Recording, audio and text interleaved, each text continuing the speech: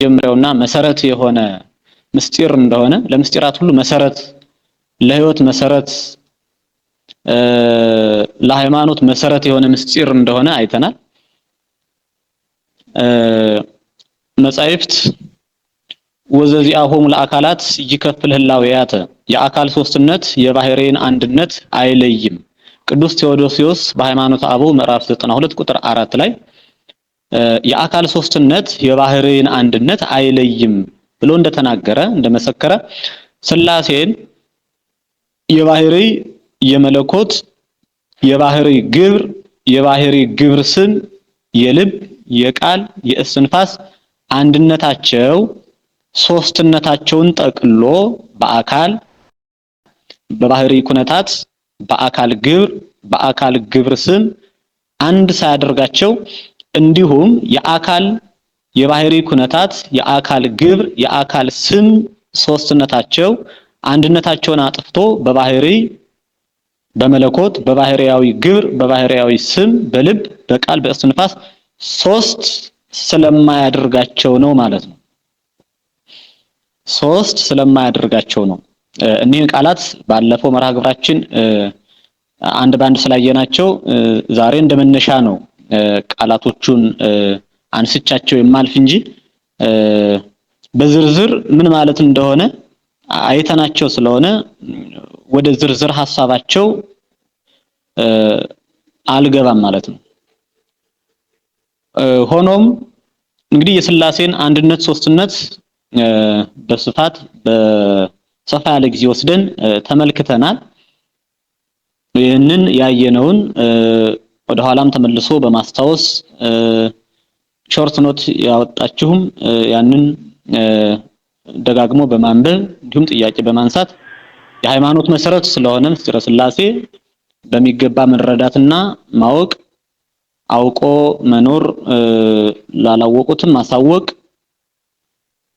አንድ ለሃይማኖት ምስክር መሆን ስለሆነ ይህንን ማድረግ ከእያንዳንዳችን ይጠበቃል ማለት ነው። እንግዲህ ሥላሴ ቀዳሚ ዘእም ቀዲሙ ከመጀመሪያ በፊት የነበሩ መጀመሪያዎች ናቸው። ከመጀመሪያ በፊት የነበረ መጀመሪያ ነው እግዚአብሔር። ለሁሉም ነገር መጀመሪያ አለው። ለምሳሌ የአዳም መጀመሪያው አራቱ ባህሪያተ ሥጋ ናቸው። ለነሱም መጀመሪያ አላቸው። መጀመሪያቸውም እሁድ ነው። የእሁድ መጀመሪያም በአንድነቱ ሶስትነት በሶስትነቱ አንድነት እንዳለው የምናምነው የምናውቀው ቅድስት ሥላሴ ነው ማለት ነው። ለሁሉም ነገር መጀመሪያ አለው። ለምሳሌ የሰው ልጅ ብንወስድ ለሰው ልጅ ለአዳም መጀመሪያው አራቱ ባህሪያተ ሥጋ ናቸው። ለነሱም መጀመሪያ አላቸው። እንግዲህ አራቱ ባህሪያተ ሥጋ በዕለተ እሁድ የተፈጠሩ ስለሆኑ አዳም ደግሞ በዕለተ ዓርብ የተፈጠረ ስለሆነ አዳምን ይቀድሙታል ማለት ነው። ለአራቱ ባህሪያተ ሥጋ ደግሞ መጀመሪያ አላቸው። ለፍጥረት ሁሉ መጀመሪያ አለው ማለት ነው። እንግዲህ ለአራቱ ባህሪያተ ሥጋ መጀመሪያቸው ዕለተ እሁድ ነው። የእሁድ መጀመሪያም በአንድነቱ ሶስትነት በሶስትነቱ አንድነት እንዳለው የምናምነው አንድነትን ሶስትነትን ገንዘብ አድርጎ የሚኖር ቅድስት ሥላሴ ነው ማለት ነው። ዓለም የሚባለው እኛ ባወቅነው ወደ ላይ እስከ ጽርሐ አርያም በተጻፈው በተገለጸው በተነገረን በምናውቀው ፍጡራን በምናውቀው በምንረዳው ዓለም የሚባለው 20 ዓለማት ሲሆኑ ከ20 ዓለማት መካከል ወደ ላይ እስከ ጽርሐ አርያም ወደ ታች እስከ በርባሮስ ወደ ጎን እስከ ናጌብና እስከ አድማስ ድረስ ያለው ዓለም ይባላል ማለት ነው። ወደ ላይ ጽርሐ አርያም ወደ ታች በርባሮስ ወደ ጎንና ጎን ናጌብና አድማስ ዓለም 20 ዓለማት በእነዚህ የተጠቀለሉ በእነዚህ የታጠሩ በእነዚህ ገደብ ወሰን ድንበርነት የተወሰኑ ናቸው ማለት ነው። 20 ዓለማት በአራቱ አቅጣጫ እኒህ ናቸው። በዚህ ውስጥ የሚገኙ ዓለመ ፈጣሪ ማለት ለፈጣሪ የሚወሰንበት ዓለም አለው ማለት ሳይሆን ፈጣሪ ለወዳጆቹ የሚገለጽበት ቦታ እንዳለው ለማሳየት ነው። ዓለም ፈጣሪ ፈጣሪ ለወዳጆቹ የሚገለጽበት ቦታ በእነዚህ ከጽርሐ አርያም እስከ በርባሮስ ጽርሐ አርያምን ጨምሮ ማለት ነው ከናጀብ እስከ አድማስ ያሉት 20 ዓለማት ዓለመ ሰብ ከነዚህ ከ20 ዓለማት መካከል የሰው ዓለም አለ፣ ዓለመ መላእክት የመላእክት ዓለም አለ፣ ዓለመ ማይ የውሃ ዓለም አለ፣ ዓለመ በረድ የበረድ ዓለም፣ ዓለመ ነፋስ፣ ዓለመ እሳት፣ ዓለመ ግሩማን አራዊተ ምድር ግሩማን የሚያስፈሩ የሆኑ የምድር አራዊት ዓለም አለ፣ ዓለመ በርባሮስ ወደታች ከ20 ዓለማት የመጨረሻው ማለት ነው። እኒህንና የመሳሰሉት 20 ዓለማት ይገኛሉ ማለት ነው። ይህን የመሳሰለ ሁሉ እና በእነዚህ የሚኖሩት ፍጡራንም ተጨምረው ሁሉም በእግዚአብሔር ዓለምነት የሚኖሩ ናቸው። እግዚአብሔር እነዚህን ሁሉ ከመፍጠሩ አስቀድሞ ይኖር ነበር ማለት ነው። እንግዲህ ቀዳሚ ዘእም ቀዲሙ ማለት እግዚአብሔር እኒህን ሁሉ ከመፍጠሩ አስቀድሞ ይኖር ነበር። ከነዚህ ፍጥረታት የመጀመሪያ ፍጥረታት አሉ። ከነዚያ ሁሉ ቀድሞ እግዚአብሔር ይኖር ነበር ማለት ነው። እግዚአብሔር ሲኖር አብሮ የኖረ ፍጥረት የለም። ሁሉም ፍጥረታት የተፈጠሩት ከእርሱ መኖር በኋላ ነው ማለት ነው። እግዚአብሔር ሲኖር የኖረ ፍጥረት የለም። ሁሉም ፍጥረታት የተፈጠሩት ከእርሱ መኖር በኋላ ነው። በዚህም ምክንያት ከመጀመሪያ በፊት የነበረ መጀመሪያ እግዚአብሔር ነው ይባላል ማለት ነው። ምስጢረ ሥላሴ እግዚአብሔር ከመጀመሪያ በፊት የነበረ መጀመሪያ ነው ይባላል። ጊዮርጊስ ወልደ አሚድ ሐሚድም ይለዋል ዓለም ከፈጣሪ ጋር አብሮ የኖረ ነው የሚሉ ሰዎች እንዳሉ ሲናገር የተሰናአው ሰብ በእንተ ፍጥረተ ዓለም ወቦም ጠቢባን ዘይቤ እስመ ብሉይ ውእቱ ከመፈጣሪሁ አልወቱ ጥንት ወኢ ተፍጻሜት እስመ ፍጡር ይትፈለጥም ፈጣሪሁ ወዝንቱ ሃይማኖቱ ለአርስጣጣሊስ ጠቢብ ይላል። ሰዎች ስለ ዓለም መፈጠር አልተስማሙም ብሎ ይናገራል። ይህ ታላቅ ሊቅ የስነ ፍጥረትን ታሪክ የፍጥረታትን ታሪክ በስፋት የጻፈ ታላቅ ሊቅ ነው ጊዮርጊስ ወልደ አሚድ ማለት ነው።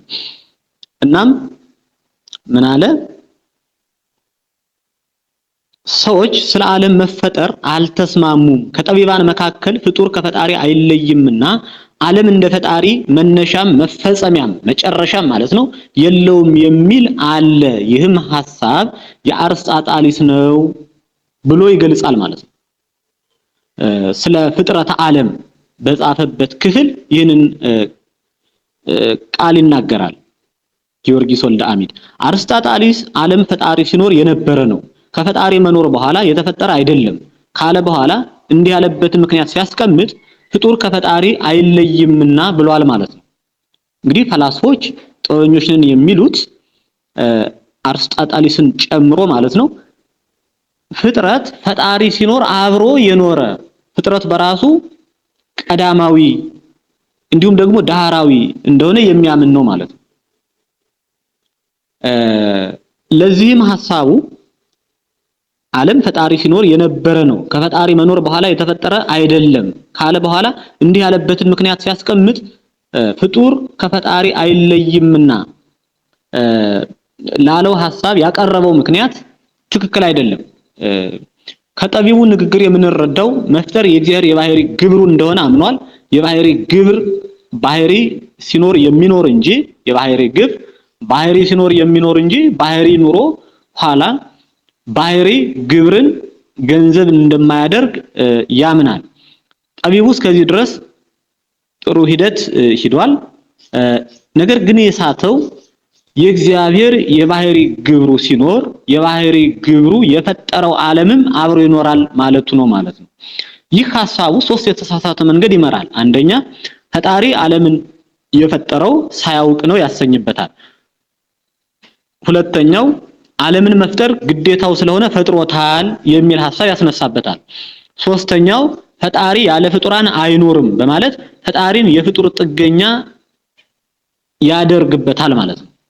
ስለዚህ አርስጣጣሊስ የሚባለው ጥበበኛ ፈላስፋ እንደሚናገረው አይደለም ነው። ዓለም ፈጣሪ ሲኖር የነበረ አይደለም። ዓለም ከፈጣሪ በኋላ ፈጣሪ ያስገኘው ነው እንጂ ከመጀመሪያ በፊት የነበረ መጀመሪያ እግዚአብሔር ብቻና ብቻ ነው ማለት ነው። ዓለም ከፈጣሪ ጋር ቀዳማዊነት የለውም የሚለውን ሐሳብ አጽንተን እንሄዳለን። እግዚአብሔር ሳያውቅ ያልፈጠረው እግዚአብሔር ሳያውቅ የፈጠረው ምንም የለም። እግዚአብሔር ሳያውቅ የፈጠረው ምንም የለም። ሁሉንም አውቆ ነው ያደረገው ማለት ነው።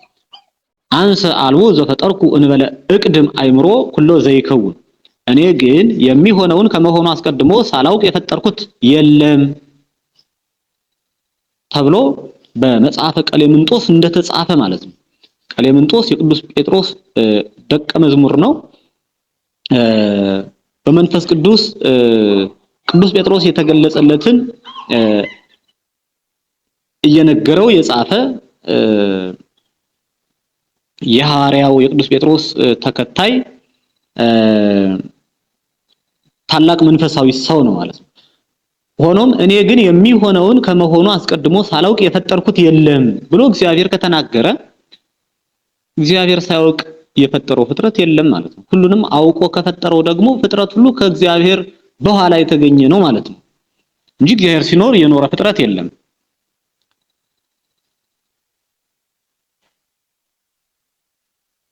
የፍጡር ጥገኛም አይደለም እግዚአብሔር። እግዚአብሔር የሚያኖረን እንጂ የምናኖረው ስላልሆነ ማለት ነው። እግዚአብሔር የማይታወቅ ባህሪ ያለው ባህሪው ደግሞ የሚሰራው ስራ አለ። ይህም የባህሪ ግብር ይባላል። የባህሪ ግብር ባህሪ ሲኖር የነበረ ነው። ለቅጽበት እንኳን መለያየት የለበትም። መፍጠር የእግዚአብሔር የባህሪ ግብር ነው ስለተባለ ፍጥረታትም አብረው ነበሩ ግን አይባልም ማለት ነው። አሁን ማስተዋል ያለብን ነገር እግዚአብሔር የማይታወቅ ባህሪ አለው። ይህን ተረድተናል፣ ሰማምረንበታል። ባህሪው ደግሞ የሚሰራው ስራ አለ። ይህም የባህሪ ግብር ይባላል። የማይታወቀው ባህሪው የሚሰራው ስራ ምን ይባላል? የባህሪ ግብር ይባላል ማለት ነው። የባህሪ ግብር ባህሪ ሲኖር የነበረ ነው። ለቅጽበት እንኳን መለያየት የለበትም። መፍጠር የእግዚአብሔር የባህሪ ግብር ነው ስለተባለ ፍጥረታትም አብረው ነበሩ ግን አይባልም ማለት ነው። አሁን መፍጠር የሚለው ነው። መፍጠር የባህሪ ይሄ አምላክነት፣ ፈጣሪነት፣ ንጉስነት እኒ የባህሪ ግብር ስሞች ናቸው። የባህሪ ግብር ናቸው። ስለሆነም ፈጣሪነቱ ዓለምን ከፈጠረ በኋላ ያገኘው አይደለም። አምላክነቱ ዓለምን ከፈጠረ ፍጥረታትን ከፈጠረ በኋላ ያገኘው አይደለም። ንጉስነቱ የእግዚአብሔር የባህሪ ግብሮች ናቸው ማለት ነው። ዓለም ሳይፈጠር ንጉስ ነበር፣ ዓለም ሳይፈጠር ፈጣሪ ነበር፣ ዓለም ሳይፈጠር አምላክ ነበር ማለት ነው። ሆኖም ግን የባህሪ ግብሩ ባህሪው ሲኖር ያለ ስለሆነ ፍጥረታትም ባህሪው ሲኖር አብረው ነበሩ ግን አይባልም፣ አያሰኝም ማለት ነው። ለሰው ባህሪ ያለው ይህ ባህሪው ደግሞ ግብር አለው። ይህም የባህሪ ግብር ይባላል። ከሰው የባህሪ ግብራት መካከል መናገር አንዱ ነው። መናገር የባህሪ ከዊን ሊባል አይችልም። የባህሪ ግብር ነው የሚባለው። የባህሪ ከዊን የሚባል ቃል ነው። ለሰው መናገር የባህሪ ግብሩ ነው ማለት ነው።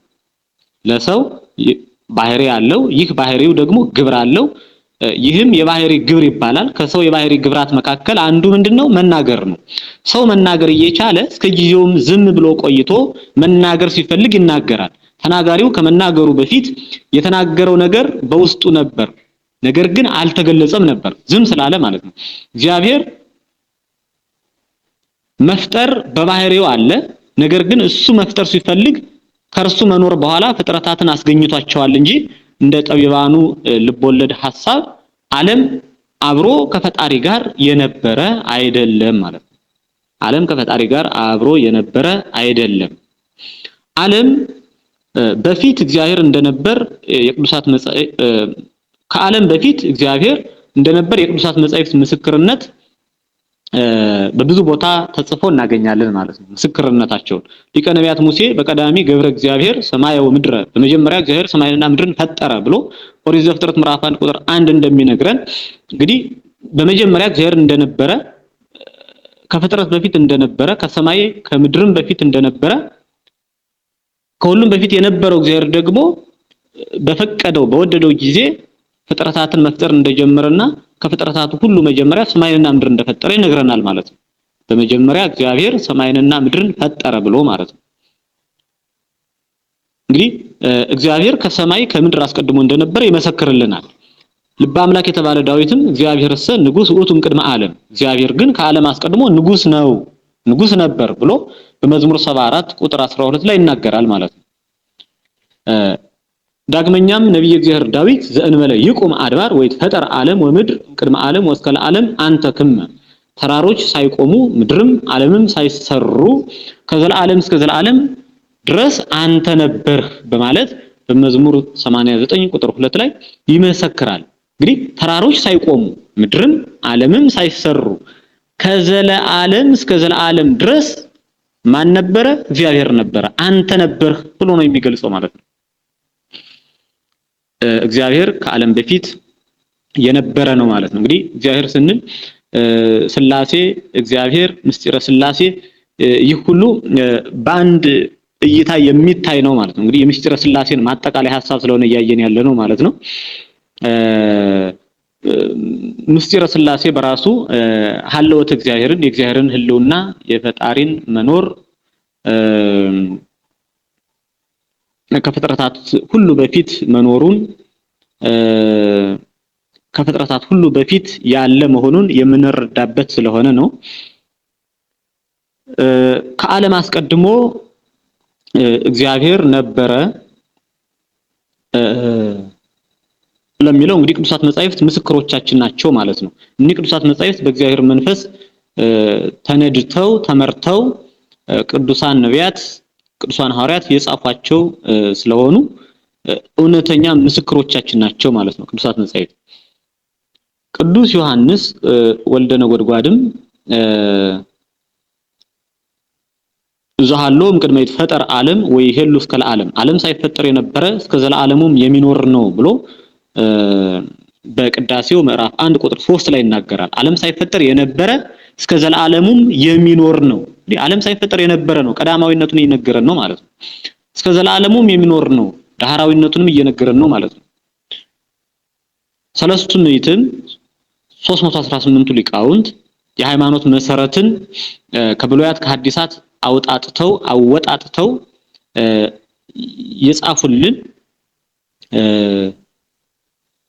ሊቃውንት ንዜኑ ህላዌሁ ለአብ ምስለ ወልዱ ህላዌሁ ለወልድ ምስለ አቡሁ እምቅድመ ኩሉ ፍጥረት እምቅድመ ግብረተ ሰማያት እምቅድመ ተሳረር ምድር ወእምቅድመ ይቆሙ አድባር ወአውግር የአብን ከልጁ ጋር አነዋወሩን እንናገራለን። ከፍጥረት ሁሉ በፊት ከሰማያትም መፈጠር በፊት ምድር ሳትፈጠር ተራራዎች ኮረብቶች ሳይቆሙ የአብን ከልጁ ጋር አነዋወሩን እንናገራለን ብለው ሰለስቱ ምዕት በቅዳሴያቸው ምዕራፍ 1 ቁጥር 10 ላይ ይናገራሉ ማለት ነው። ቅዱስ ሳዊሮያኖስ ዘገብሎንም ሥላሴ እንተ እምቅድመ ዓለም ሀለወት ወኢኮነት በመዋዕል ዘሀለወት ሶስትነት ዓለም ሳይፈጠር የነበረች ናት ኑራ የተገኘች አይደለችም በማለት በተረፈ ቄርሎስ ምዕራፍ 20 ቁጥር 11 ላይ ይመሰክራል ማለት ነው።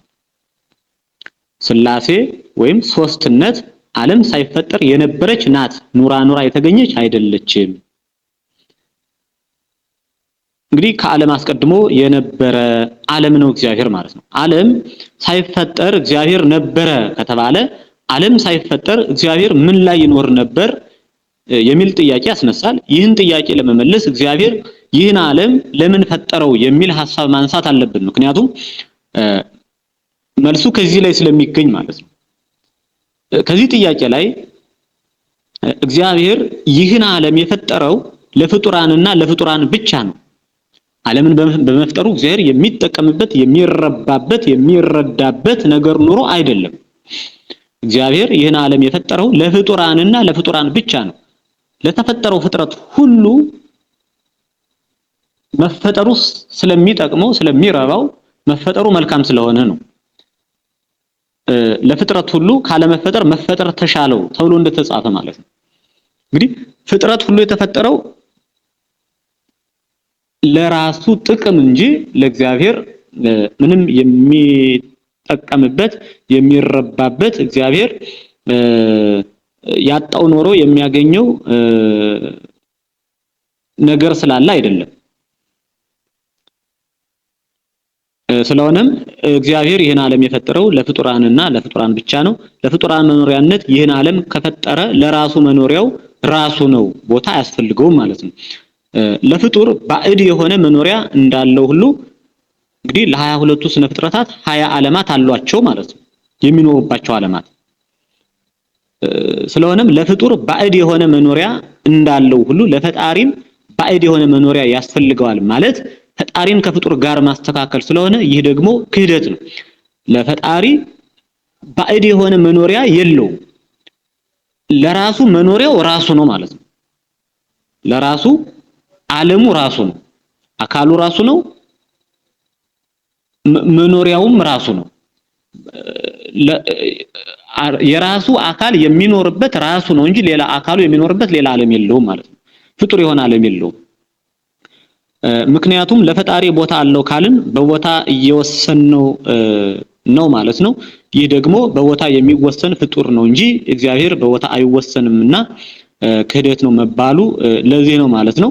እግዚአብሔር ቦታ አለው ከተባለ የሚያመጣው ሌላ ጥያቄ አለ። እሱም እግዚአብሔር ያለበት ቦታ ያለው በምን ላይ ነው የሚል ይሆናል። ለዚህ ጥያቄ መልስ የሚሆነን ሌላ ቦታ አለ ከሆነ እግዚአብሔር ላለበት ቦታ ሌላ ቦታ አለ ከተባለ ያ ቦታስ ምን ላይ ነው ያለ ሲባል መልስ አይኖርም ማለት ነው። ስለሆነም አንድ ጊዜ ከእውነት የሸሸ ሰው ለጥያቄዎች ሁሉ መልስ ስለማያገኝ መልስ ስለማይኖረው የዚህ ጥያቄ እውነቱ ለእግዚአብሔር ቦታ የለውም፣ ለራሱ ዓለም ራሱ ነው፣ ለራሱ ቦታ ራሱ ነው የሚለው እውነተኛና ቀጥተኛ አረዳድ ነው ማለት ነው። ፍጥረታት በዓለም ይኖራሉ፣ ዓለምም ፍጥረታትም በእግዚአብሔር ይኖራሉ፣ እግዚአብሔር በራሱ ይኖራል የሚለውን አጽንቶ መረዳት ይገባል። ፍጥረታት በዓለም ይኖራሉ፣ ዓለምም ፍጥረታትም በእግዚአብሔር ይኖራሉ። እንግዲህ ፍጥረታት በ20 ዓለማት ይኖራሉ። 22ቱ ስነ ፍጥረታት ማለት ነው በ20 ዓለማት ይኖራሉ። 20 ዓለማት ደግሞ በእግዚአብሔር ዓለምነት ይኖራሉ። እግዚአብሔር በማን ዓለምነት ይኖራል ከተባለ በራሱ ዓለምነት ይኖራል ማለት ነው። ነብዩ ሙሴ ከባለሟልነቱ የተነሳ ዓለምን ከመፍጠሩ አስቀድሞ እግዚአብሔርን በየት እንደነበር ጠይቆት ነበር። ይቤ ሙሴ አይቴ ኮንከ እምፍጥረተ ሰማይ ወምድር ወይቤ እግዚአብሔር ኮንኩ ላይለ መንበር ዘውእቱ መንበር ኃይል ወምንት ኮነ ምጽአትከ ላይለ መንበር ወምንት ኮነ ታይተ መንበር ወምንት ኮነ ላይለ መንበር ወአይቴ ኮንከ እምቅድመ ዝንቱ መንበር ይቤ አምላክነ ስቡ ወልዑል እስመ መንበር ውእቱ እሳት ወይልህብ እሳት እምኔሁ ወውእቱ መልዕልተ አርባዕቱ አክናፈ መላእክት። ይህን ቃል የአማርኛ ትርጉሙን ስንመለከተው ሙሴ ሰማይና ምድር ሳይፈጠሩ በየት ነበር ብሎ እግዚአብሔርን ጠየቀው። እንግዲህ ሙሴ ከእግዚአብሔር ጋር ቃል በቃል የተነጋገረ ታላቅ ነብይ እንደሆነ ይታወቃል። ሙሴ ሰማይና ምድር ሳይፈጠሩ በየት ነበር ብሎ እግዚአብሔርን ጠየቀው። እግዚአብሔርም ከመንበሬ ላይ ነበርኩ አለው። ይኸውም የኃይል መንበር ነው ብሎ ነገረው። ሙሴም ወደዚህ መንበር እንዴት መጣ? መንበሩ ምን ላይ ነበር? ከመንበሩ በላይስ ምን ነበር? ከዚህ መንበር አስቀድሞስ የት ነበር አለው። የተመሰገነ ከፍ ከፍ ያለ አምላካችንም መንበር እሳት ነውና ከሱም እሳት ይወጣል፣ እርሱም በአራቱ ጸወርተ መንበር ክንፍ ላይ ነው ብሎ እንደመለሰለት ተጽፏል ማለት ነው። እግዚአብሔር ከፍጥረተ ዓለም በፊት በመንበሬ አለሁ ማለቱ በራሴ ባህሪ ለማለት ነው። ዳግመኛም ሰማያት ሳይፈጠሩ በራሱ መንበርነት ይኖር የነበር እግዚአብሔር ሰማያት ከተፈጠሩ በኋላ በአራቱ ጸወርተ መንበር ክንፍ ላይ እንዳለ ነግሮታል ማለት ነው። ነገረ ሙሴ በሚባል መጽሐፍ ላይ ይሄን ጽሑፍ እናገኘዋለን ማለት ነው። የሙሴን ጥያቄ ሊቀ ሐዋርያት ቅዱስ ጴጥሮስም ጠይቆታል እግዚአብሔር እምቅድመ ትፍጥሮሙ በአይ መካን ሀሎከ ወእፎ ውእቱ መካን ቅዱስ ጴጥሮስ እምቅድመ ትፍጥሮሙ በአይ መካን ሀሎከ ወእፎ ውእቱ መካን ብሎ ጠየቀው ወእምዚ ቤለኒ ተባረክ ስሙ አነ ውእቱ መካን ዘአገምሮ ለኩሉ ነበርኩ ዲበ መንበረ መንግሥትየ በበለ ጸጋየ ሰማይና ምድርን ሳትፈጥራቸው በምን ቦታ ነበር ያስ መካን ቦታ ማለት ነው እንዴት ነበር ቢለው ስም አጠራሩ ከፍ ከፍ ይበልና ሁሉን የሚሸከብ ቦታ እኔ ነኝ ከክብሬ የተነሳ በመንበርነቴ ዙፋን ነበርኩ ብሎ እግዚአብሔር እንደመለሰለት በቀሌምንጦስ ተጽፏል ማለት ነው።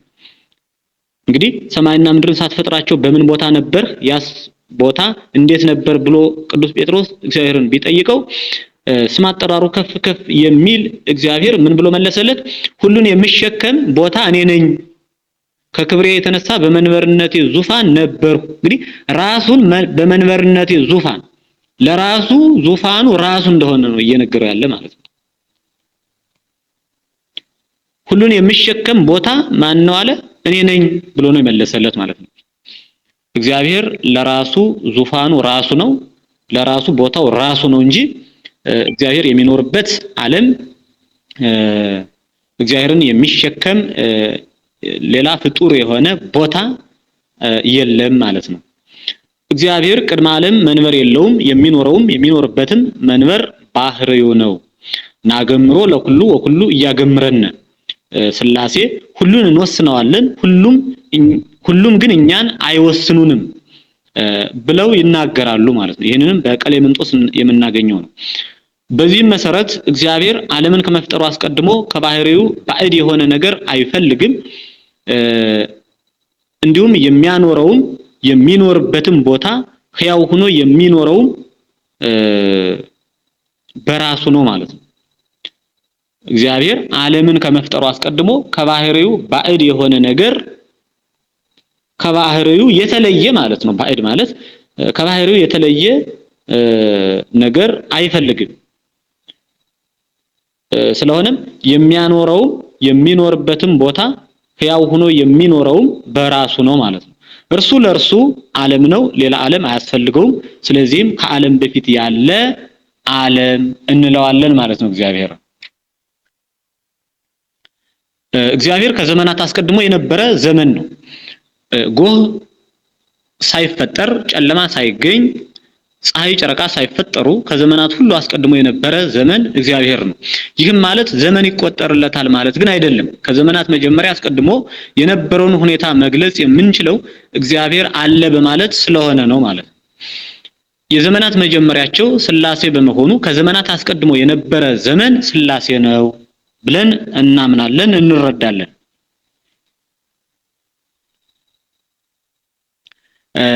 የዘመናት መጀመሪያቸው ስላሴ በመሆኑ ከዘመናት አስቀድሞ የነበረ ዘመን ስላሴ ነው ብለን እንረዳለን ማለት ነው።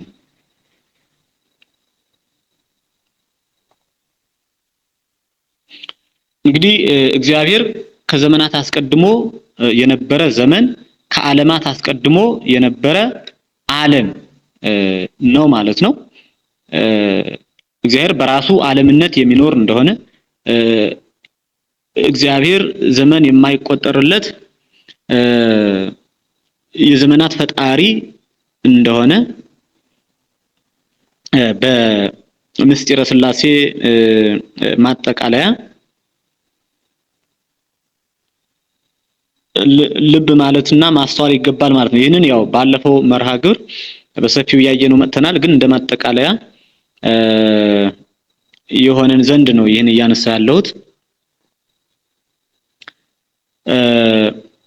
ከስጋውያን ጠበብት ለዘመናት ጥንትም ፍጻሜም የላቸውም የሚሉ እንዳሉ ጊዮርጊስ ወልደ አሚድ ሲናገር ቦእምኔሆም ዘይቤ አልቦ ጥንተ ዘመን ወቦእምኔሆም ዘይቤ የተፈጠረ ወይይትየለጥ ወአልቦቱ ማህለቅት ከጠቢባኑ መካከል የዘመን መጀመሪያ የለም የሚሉ አሉ።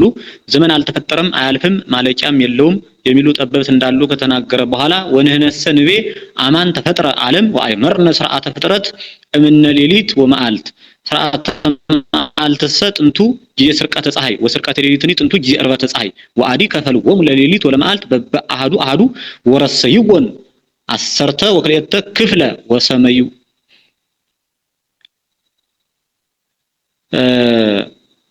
ወሰመዩን ሰዓታተ። እኛ ግን በእውነት ዓለም እንደተፈጠረ ከሌሊትና ከቀን መኖር የተነሳም የፍጥረትን ስርዓት አወቅን። የቀን መጀመሪያው ፀሐይ በወጣ ጊዜ ነው። የሌሊቱን መጀመሪያው ፀሐይ በገባ ጊዜ ነው። ዳግመኛም አንድ አድርገው ሌሊትና ቀንን ከፈሏቸው። 12 ክፍልም አደረጓቸው። ሰዓታት ብለው ጠሯቸው በማለት ለዘመን መጀመሪያ እንዳለው ፍጻሜም እንዳለው በጠቢባኑ መስክሮባቸዋል ማለት ነው። ስለ ዘመን በተናገረበት ነገር በእንተ ዘመን ስለ ዘመን በተናገረበት ክፍል ይህንን ቃል ጊዮርጊስ ወልደ አሚድ ጽፎታል ማለት ነው። እግዚአብሔር ከዓለም መፈጠር አስቀድሞ እንደነበር በእምነት እናውቃለን እንጂ በዘመን በአመታት በጊዜያት የሚቆጠር እድሜ ለፈጣሪ ያለው አንልም።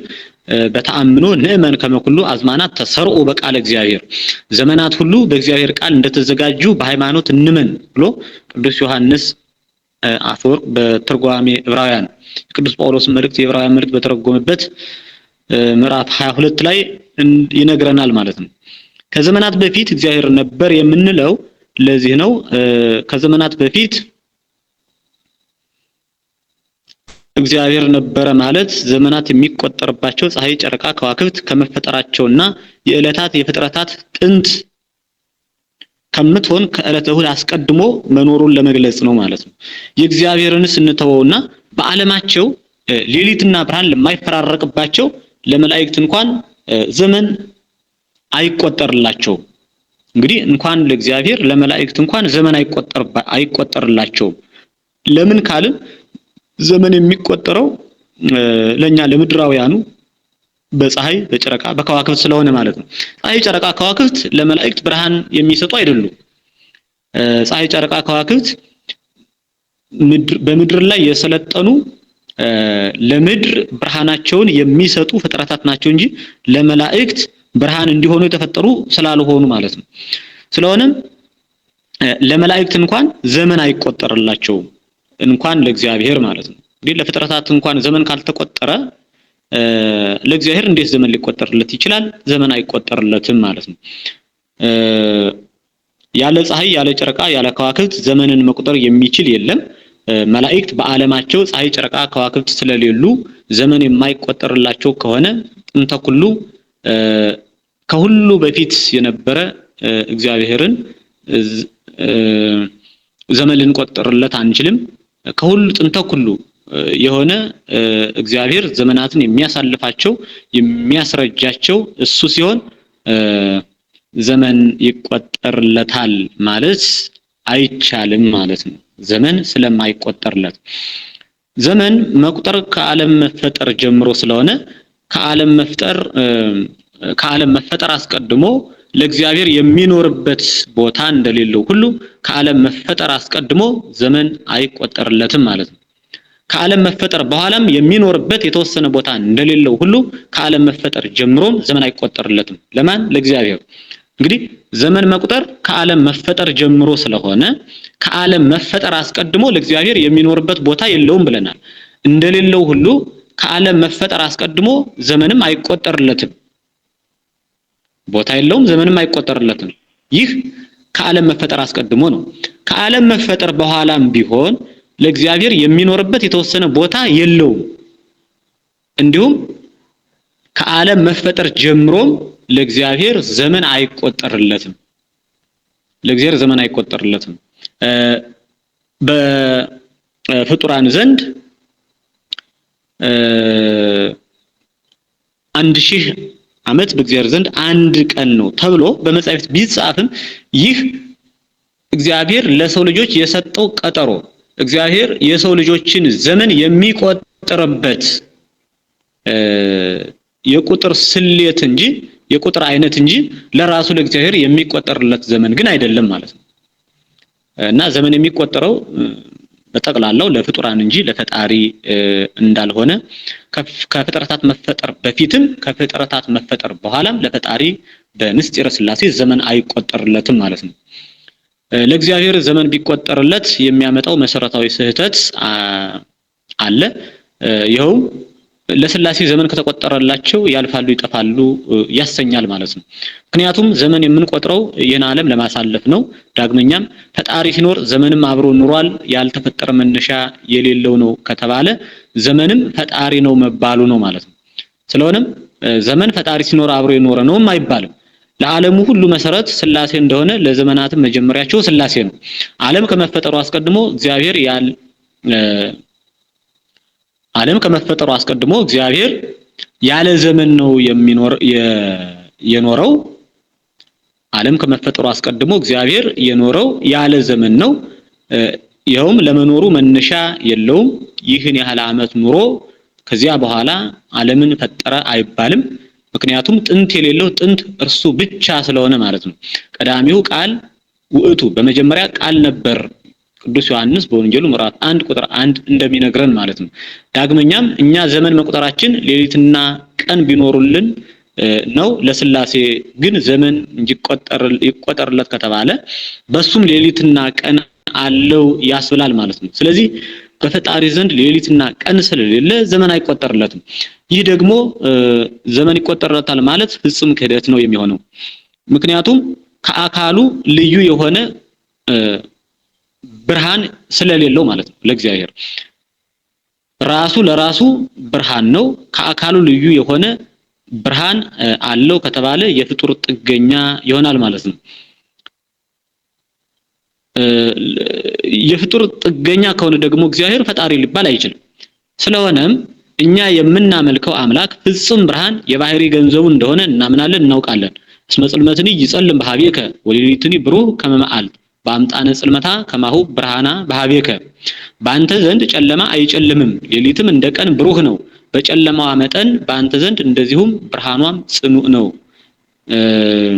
ብሎ ሊቁ ቅዱስ ያሬድ በድጓው እንደሚነግረን ማለት ነው። ለእግዚአብሔር ዘመን እንደማይቆጠርለት መጻሕፍት ያስረዳሉ። ነብዩ ኢሳይያስ እኔ ፊተኛው ነኝ እኔም ዘላለማዊ ነኝ ብሎ በትንቢተ ኢሳይያስ ምዕራፍ 48 ቁጥር 12 ላይ ይናገራል ማለት ነው። እግዚአብሔር ፊተኛው እንደሆነ፣ እግዚአብሔር ዘላለማዊ እንደሆነ፣ እግዚአብሔር መጨረሻም እርሱ እንደሆነ ማለት ነው። ስለዚህ ዘመን አይቆጠርለትም። ወእምቅድመ ቀዳሚ ንሕነ አልብነ ጥንት ወኢተፍጻሜት ወኢይትዐወቅ መዋዕሊነ እስመ እምቅድመ መዋዕል ወአዝማን ንሕነ። ከመጀመሪያ አስቀድመን እኛ ነበርን፣ ጥንት መነሻ የለንም፣ ፍጻሜም መጨረሻም የለንም። ከቀናት ከዘመናት በፊት እኛ ነበርንና ዘመናችን አይታወቅም ይላል ቀሌምንጦስ። እንግዲህ ሥላሴ ናቸው የተናገሩትን ቀሌምንጦስ እንደጻፈው ማለት ነው። ከመጀመሪያ አስቀድመን እኛ ነበርን ብለው ሥላሴ ይናገራሉ። ጥንት መነሻ የለንም፣ ፍጻሜም መጨረሻም የለንም። ከቀናት ከዘመናት በፊት እኛ ነበርንና ከዘመናት በፊት እንደነበሩ ራሳቸው ይመሰክራሉ ማለት ነው።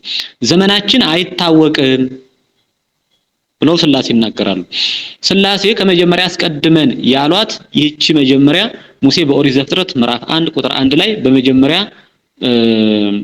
እግዚአብሔር ሰማይንና ምድርን ፈጠረ ብሎ የተናገራት በመጀመሪያ ያላት ይህችም መጀመሪያ የተባለች ፍጥረተ ዓለም የተጀመረባት ቀን ናት ማለት ነው። ይህች ቀን መጀመሪያ ተብላለች፣ ዕለተ እሑድ ማለት ነው። ሥላሴ ከዚህች ቀን አስቀድመው እንደነበሩ የዚህችም ቀን ፈጣሪ እንደሆኑ እየተናገሩ ነው ማለት ነው። የቆጵሮሱ ኤጲስቆጶስ ቅዱስ ኤጲፋንዮስም አልቦ ጥንት ለህላዌሁ ወአልቦ ማህለቅት ለክዋኔሁ አልቦ ሁልቅ ለመዋዕሊሁ፣ ባህሪው በዚህ ጊዜ ተገኘ አይባልም፣ ለመኖርም ፍጻሜ የለውም፣ ለዘመኑ ስፍር ቁጥር የለውም ብሎ ቅዱስ ኤጲፋንዮስ በቅዳሴው ምዕራፍ 1 ቁጥር 4 ላይ ይናገራል። ባህሪው በዚህ ጊዜ ተገኘ አይባልም፣ ለመኖሩም ምን የለውም ፍጻሜ የለውም፣ ለዘመኑ ስፍር ቁጥር የለውም ብሎ ይመሰክራል። ዳግመኛም ሊቁ ቅዱስ ዮሐንስ አፈወርቅ እምቅድመ ጊዜ ወሰዓት ወእምቅድመ ለያሊ ወዕለታት እምቅድመ አውራህ ወአመታት እምቅድመ መዋዕል ወአዝማናት ህልው ውእቱ በህላዌሁ ጊዜው ሰዓቱ ሳይታወቅ ሌሊትና መዓልት ሳይታወቅ ወርሁ ሳይታወቅ አመቱ ሳይታወቅ ሰባቱ ዕለታት አራቱ ክፍለ ዘመናት ሳይታወቁ በባህሪው ጸንቶ የነበር ቀዳማዊ ነው ብሎ በቅዳሴው ቅዱስ ዮሐንስ አፈወርቅ ምዕራፍ 1 ቁጥር 12 ላይ እግዚአብሔር ከዘመናት በፊት እንደነበር የዘመናት መጀመሪያ እርሱ እንደሆነ አማናዊ ምስክርነቱን ያስቀምጣል ማለት ነው። ስለዚህ እግዚአብሔር ከዓለም አስቀድሞ ነበር። ለእግዚአብሔር የሚወስነው ቦታ የለም። የለም የተባለው ደግሞ ስለማይታወቅ ስለተሰወረ አይደለም። እንግዲህ ማስተዋል ያለብን ለእግዚአብሔር የሚወስነው ቦታ የለም፣ ለእግዚአብሔር ዘመን አይቆጠርለትም ስንል ስለማይታወቅ ኑሮ ስለማይታወቅ ዘመን ተቆጥሮለት የዘመኑ ብዛት ስለማይታወቅ አይደለም። ቦታም ኑሮት ቦታው ስለማይታወቅ አይደለም። ለእግዚአብሔር የሚወስነው ቦታ የለም የምንለው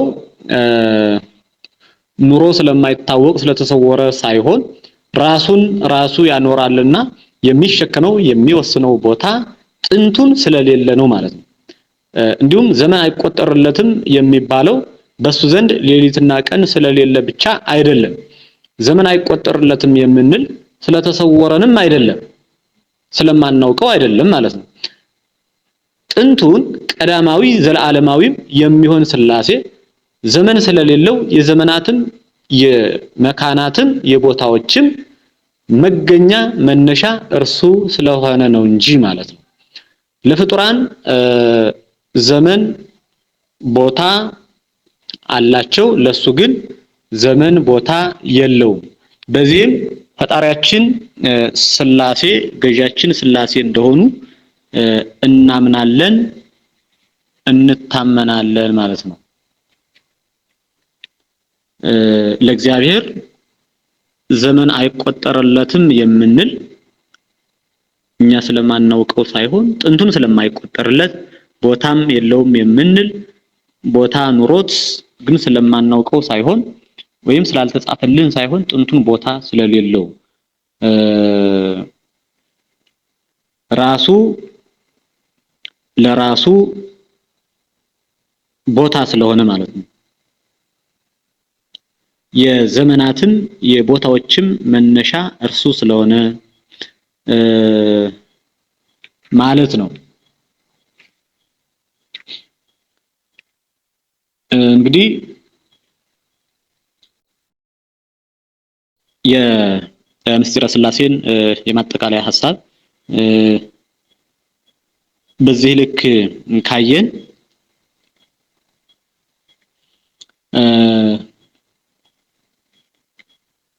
ሥላሴ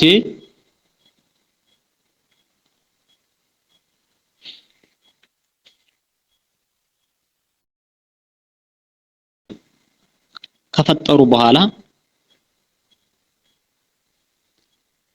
በረድኤት እንዴት ዓለማትን እንደሚጠብቁ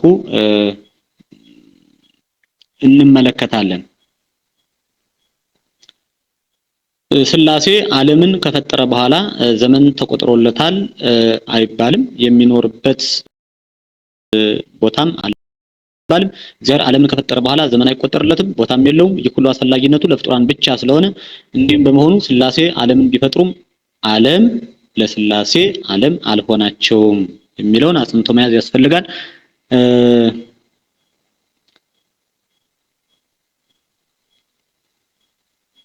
ከዚህ ላይ የቅዱስ ጴጥሮስን አንድ ሐሳብ ስንመለከት እንዲሁም ደግሞ አረጋዊ መንፈሳዊ የተናገረውን ኃይለ ቃል ስንመለከት አረጋዊ መንፈሳዊ የሚባለው ሊቅ ሥላሴ በዓለም ሁሉ ሙሉ መሆናቸውን ለወንድሙ ለዮሐንስ ሲነግረው የመሰለው ምሳሌ አለና ይህንን ምሳሌ ስናይ አስተሃይጽኦ ሆየ ወነጽር በአይነ ልቡና ዘከም እፎ ምሉ እቱ ጠባይ አዝንቱ ዓለም እሳት እንዘህቢት እቲ በውስቴቶሙ ዘእንበለ ገቢር ኢታስተርኢ ወበኩሉ መካን ትሄሉ ወውስተ ኩሉ ትትራአይ ኩለንተሃ ወኢትትሜጠን እንዘህቢት እቲ ውስተንስቲት ሆጻ ወኢትትራአይ እንዘሃለው ውስቴታ ኃይላት እለይት ወሃዱ በጠባይኢሃ ወሶይ ፈቅድ ብሲ ያወጽ ምንሁ ታስተርኢ ንእስታ ወትወጽ ወትሄሉ ቀዊማ እንበለ ህጸጽ ማለት ወንድሜ ሆይ በአይነ ልቡና እወቅ ተመልከት እሳት በዚህ ዓለም ሙሉ እንደሆነ እወቅ ተመልከት ይልና በመልአት ሳለች እሳት ማለት ነው ያለ እንጨት አትገለጽም በቦታው ሁሉ ትኖራለች በቦታው ሁሉ ኩለንታ ባህሪዋ ፈጽማ ትታያለች በማለት በቡላድ ተወስና ሳለች አትወሰንም በአካሏ ብርሃን ሙቀት ተዋህዶ ሳሉ አትታይም ሰው ከቡላድ ሊያወጣት በወደደ ጊዜ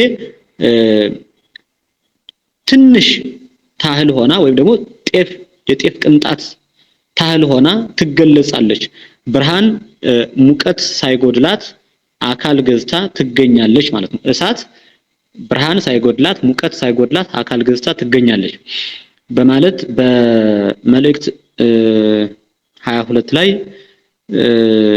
የሥላሴን በዓለም ሁሉ ሙሉ መሆናቸውን በምሳሌ ያስረዳል ማለት ነው እንግዲህ የሥላሴ ሙሉእነት እንዴት እንደሆነ በዚህ ምሳሌ ስንረዳ ሥላሴ በሁሉም ቦታ በመልአት ያሉ ቢሆኑም በረድኤት የሚገለጹት ግን በሁሉም አይደለም አካላቸው በዓለም ሁሉ ሙሉ ነው ማስተዋል ያለብን ነገር የሥላሴ አካል በዓለም ሁሉ ሙሉ ቢሆንም በሁሉም ቦታ ግን በረድኤት የሚገለጹ አይደለም ማለት ነው ሊቁ እሳት በሁሉ ሳለን እንደማይታይ ነገር ግን ሰው ሊያነደው ከፈለገ እሳትን ሊያነድ ከፈለገ እሳቱን እንዲገልጠው ሥላሴም ለሚፈልጓቸው እንጂ ለማይፈልጋቸው በረድኤት አይገኙም አይገለጹም ማለት ነው ሥላሴም ለሚፈልጋቸው እንጂ ለማይፈልጋቸው በረድኤት አይገለጹም ዳግመኛም ሐዋርያው ቅዱስ ጴጥሮስ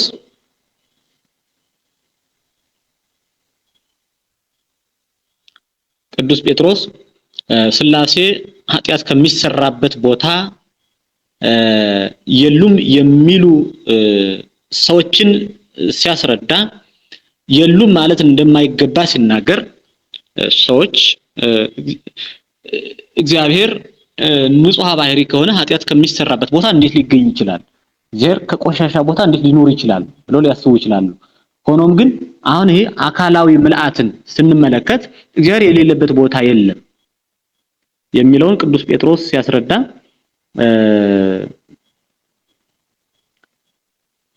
ወእመሰ ቦ ዘይብል እመውእቱ ህሉ መለኮቱ ውስተ ኩሉ ምድር ወመካን ይረኩስኑ በመካን ርኩስ ያእሚሮ ወኢለቢዮ ይብል ወውእቱሰ ይረኩስ አለ ይቀድስ ኩሎ ምንም ሳያስተውል መለኮቱ በምድር ሁሉ አለ ከተባለ በርኩስ ቦታ አይረክስም የሚል ቢኖር እንግዲህ መለኮቱ በምድር ሁሉ አለ ከተባለ ውስተ ኩሉ ባሕርት መለኮቱ ብለናል መለኮቱ በምድር ሁሉ አለ አገዛዙ በዓለም ሁሉ አለ አካሉ በዓለም ሁሉ የመላ ነው ካልን እግዚአብሔር በዓለም ላይ ንጹህ ቦታ አለ የረከሰ ቦታ ደግሞ አለ ስለዚህ በርኩስ ቦታ እግዚአብሔር አይረክስም ወይ የሚል ጥያቄ ቢነሳ እርሱስ አይረክስም ሁሉን ይቀድሳል እንጂ ብሎ ይናገራል ማለት ነው ቅዱስ ጴጥሮስ ቀሌምንጦስ ገጽ 161 ላይ እናገኘዋለን ማለት ነው እንግዲህ እግዚአብሔር በዓለም ሁሉ የመላ ነው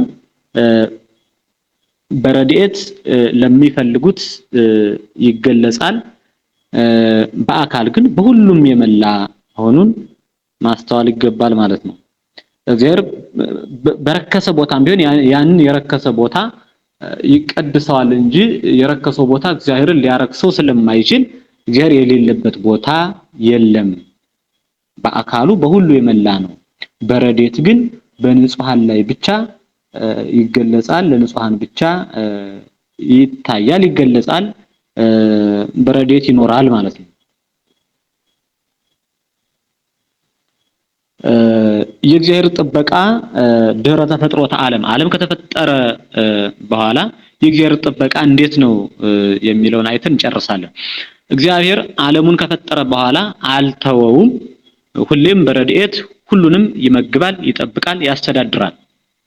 እግዚአብሔር ዓለሙን ከፈጠረ በኋላ አልተወውም። ሁልጊዜም ሁሉንም በረድኤት ይመግባል፣ ይጠብቃል፣ ያስተዳድራል። እርሱ ሳያውቅ በዚህ ዓለም የሚደረግ አንዳችም ነገር ፈጽሞ የለም አይኖርምም ማለት ነው። እግዚአብሔር ሳያውቅ በዚህ ዓለም የሚደረግ አንዳችም ነገር ፈጽሞ የለም። መሬት ማብቀሏ የዘሩባትን እንድታበቅል አድርጎ ስለፈጠራት ብቻ አይደለም፣ እርሱም በረከትን ስለሚሰጣት ጭምር ነው እንጂ ማለት ነው። ሰዎች መባዛታቸው እንዲባዙ አድርጎ ስለፈጠራቸው ብቻ አይደለም። እንግዲህ ብዙ ወተባዙ ወምልኡ ለምድር ብሏቸዋል። የሰው ልጆች ብዙ ተባዙ ምድርንም ሙሏት ብሏቸዋል። ሆኖም ግን መባዛታቸው፣ መዋለዳቸው፣ መራባታቸው እንዲባዙ፣ እንዲራቡ፣ እንዲዋለዱ ሆነው ስለተፈጠሩ ብቻ አይደለም፣ የእርሱም ጥበቃ ረድኤት ስላለበት እንጂ ማለት ነው። የእርሱም ጥበቃ ረድኤት ስላለበት እንጂ ማለት ነው።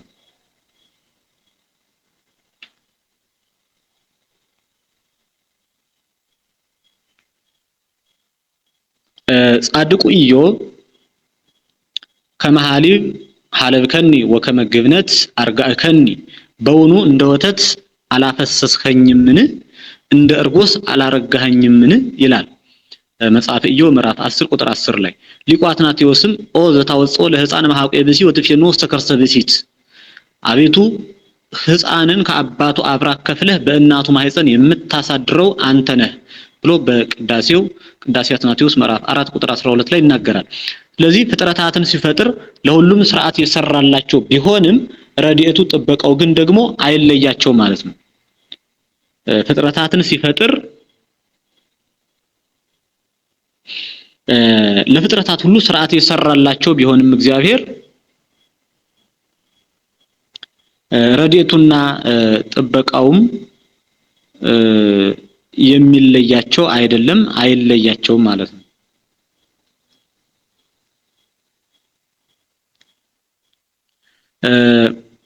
ቅዱስ ዮሐንስ አፈወርቅ የቅዱስ ጳውሎስን መልእክት ዕብራውያንን ማለት ነው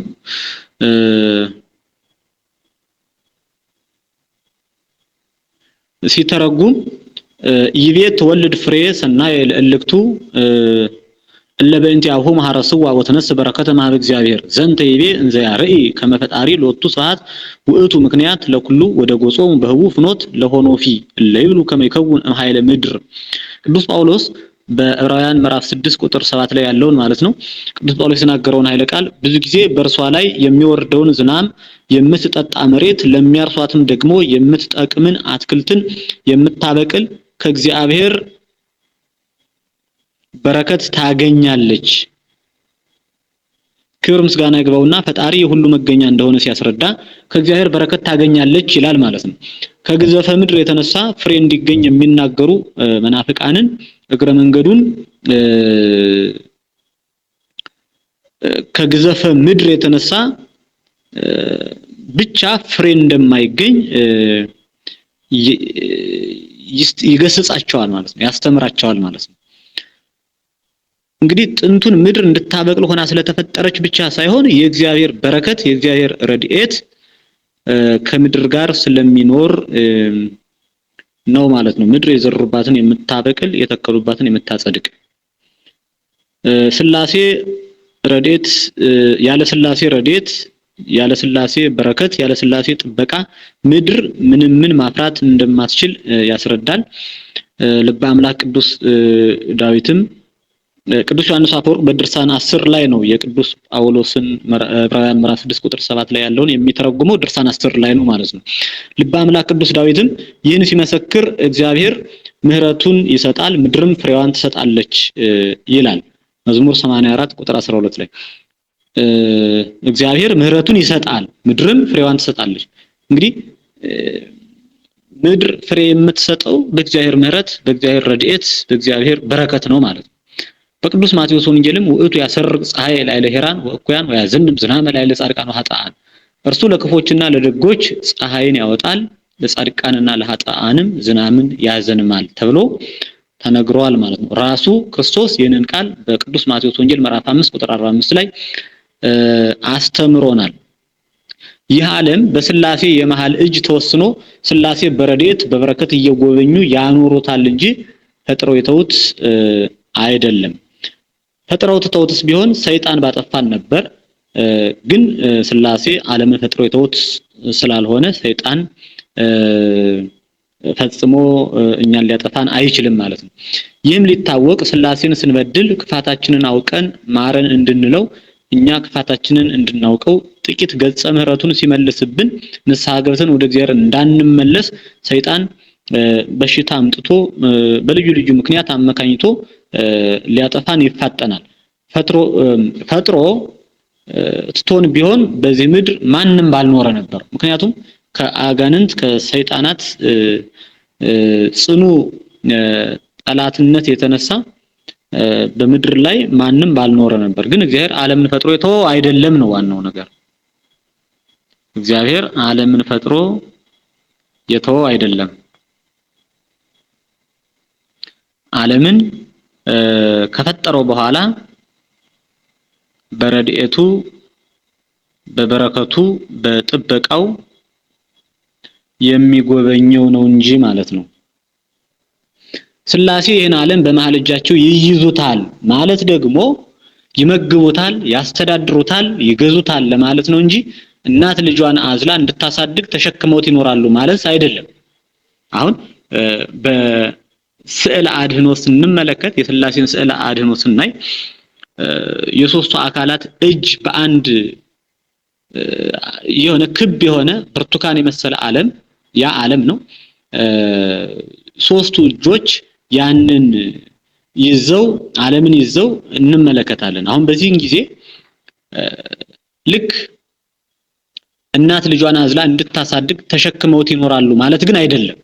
እንግዲህ እኛ በሚገባን በሚረዳን ልክ ሰዓለያኑ ስለሚስሉ መጻሕፍትም ስለሚናገሩ እንጂ ስላሴ ይህን ዓለም በመሃል እጃቸው ይይዙታል ማለት ይመግቡታል፣ ያስተዳድሩታል፣ ይገዙታል ማለት ነው እንጂ እንዲያው በእጃቸው ዓለምን ጨብጠው ሁል ጊዜ ይኖራሉ ማለት አይደለም።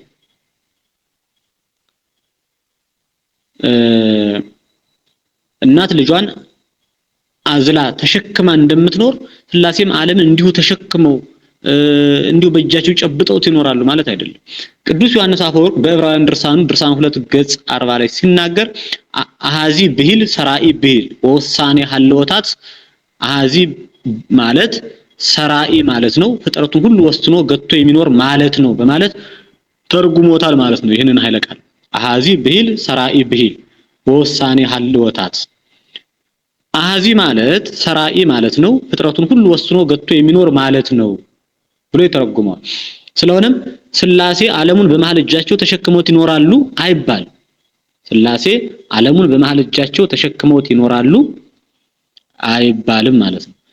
በመሃል እጁ ያዘ ቢባል ስላሴ ዓለምን በመሃል እጁ ያዘ ቢባል እንግዲህ ስላሴን አንድም ሶስትም አድርገን ስለምንጠራቸው ማለት ነው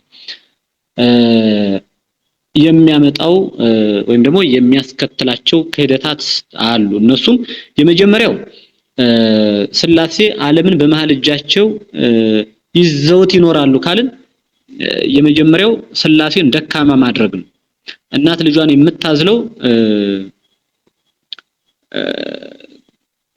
ግዴታዋ ስለሆነ ነው ማለት ነው። ስላሴም ተሸክመውት ይኖራሉ ከተባለ ደካማ ማድረግ ይሆናል። ምክንያቱም ያንን ዓለምን በእጃቸው ሁሉ ጊዜ ጨብጠውት ይኖራሉ። ዓለምን በእጃቸው ሳይጨብጡት የሚኖሩ ከሆነ ዓለም ከነርሱ ይርቃል ወይም ደግሞ ይጠፋል ወደሚል ሐሳብ ስለሚወስድ በስላሴ ደግሞ በባህሪያቸው ድካም ስለሌለባቸው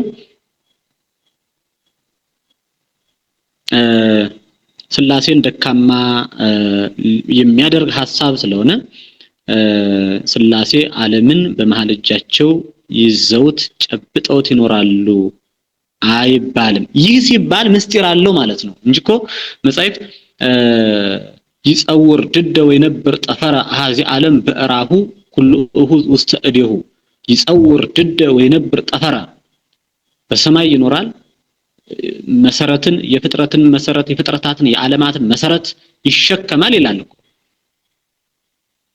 አሃዚ ዓለም በእራሁ በመሃል እጁ ዓለምን የያዘ ነው ይላል ሁሉ ውስተ እዴሁ ሁሉ በእጁ የተያዘ ነው ይላል ይህ ማለት ግን በሰውኛው እንደምንረዳው ሰው የሆነ ነገር የሆነ የሚያዝን ነገር በእጁ ጨብጦ እንደሚይዘው በእጁ ጨብጦ የያዘውን ነገር ሲለቀው እንደሚወድቀው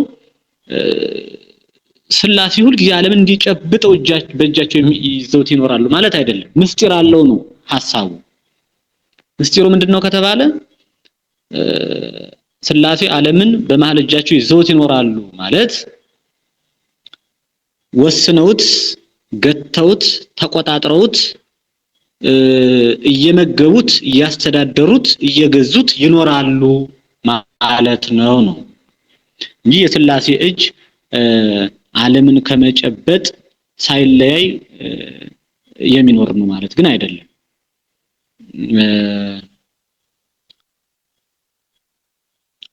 ሁለተኛው የስላሴን አምላክነት ይከፍላል ማለት ነው የስላሴ እጅ ሁሉ ጊዜ ዓለምን ጨብጦ የሚኖር ከሆነ የስላሴን አምላክነት ይከፍላል ሲከፍልም በአብ እጅ ነው ከተባለ ወልድ መንፈስ ቅዱስ ይህን ዓለም አይጠብቁም ማለት ስለሚሆን ማለት ነው በአብ እጅ ነው ዓለም በአብ እጅ ነው ከተባለ ወልድ መንፈስ ቅዱስ ይህን ዓለም አይጠብቁም ወደሚል ሐሳብ ይወስዳል በወልድ እጅ ነው ከተባለ አብ መንፈስ ቅዱስ ይህን ዓለም አይጠብቁም ወደሚል ሐሳብ ይወስዳል በመንፈስ ቅዱስ እጅ ነው ከተባለም ወልድ እና አብ ይህን ዓለም አይጠብቁም ወደ ማለት ሐሳብ ይወስዳል ማለት ነው በሶስቱም እጅ ከተባለ ደግሞ ሶስቱም ልዩ ልዩ ዓለም ያዙ ያሰኛል በአካል ተዋህደው አንድ አካል አይሆኑምና በአንድ እደ እግዚአብሔር የእግዚአብሔር እጅ ተያዙም አይባልም ምክንያቱም በአካል ተዋህደው አንድ አካል ስለማይሆኑ ማለት ነው ሶስት አካላት እንጂ አንድ አካል ስላልሆኑ ማለት ነው በአንድ እደ እግዚአብሔር በአንድ እግዚአብሔር እጅ ተያዙ አይባልም በዚህ ምክንያት ዓለሙን ተሸክሞ ይኖራል አንልም ወስኖ ገጥቶ በረዴት ጠብቆ በበረከት አሳድሮ ያኖራል በስላሴ መሰረትነት ይህ ዓለም ጸንቶ ይኖራል ብለን እናምናለን በሃይማኖትም እናውቃለን እንረዳለን ማለት ነው ወስኖ ገጥቶ ማኖርም የአንድ የባህሪያቸው ግብር ነው ማለት ነው አላ ሩያን ሙንቱ ወበአሃዱ ስብሐተ መለኮት ወበእይዘ ኩሉ ፍጥረታት ወበፈጢረ ኩሉ ፍጥረታት በአንድ ክብር በአንድ አገዛዝ በአንድ የመለኮት ጌትነት ፍጥረታትን ሁሉ ወስኖ ገጥቶ በመያዝ አንድ ናቸው ብሎ ሊቁ ሱንትዩ በሃይማኖት አበው ምዕራፍ 110 ቁጥር 5 ላይ እንደሚናገረው በአንድ ክብር በአንድ አገዛዝ በአንድ የመለኮት ጌትነት ፍጥረታትን ሁሉ ወስኖ ገጥቶ በመያዝ አንድ ናቸው እነማን አብ ወልድ መንፈስ ቅዱስ ሶስቱ አካላት ስላሴ ማለት ነው ስለዚህ ስላሴ በአንድ ክብር በአንድ አገዛዝ በአንድ የመለኮት ጌትነት ፍጥረታትን ሁሉ ወስነው እንደሚይዙ ፍጥረታትን ሁሉ እንደሚቆጣጠሩ ፍጥረታትን ሁሉ እንደሚገዙ ፍጥረታትን ሁሉ እንደሚያስተዳድሩ ፍጥረታትን ሁሉ እንደሚመግቡ መግለጽና መናገር ነው እንጂ እናት ልጇን አዝላ እንደምትኖር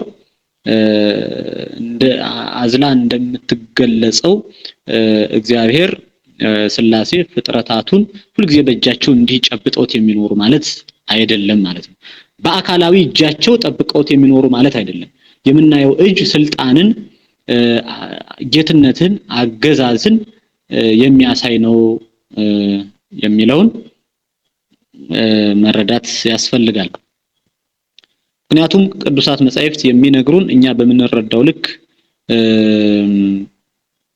ስለሆነ ቀጥታ ቃላት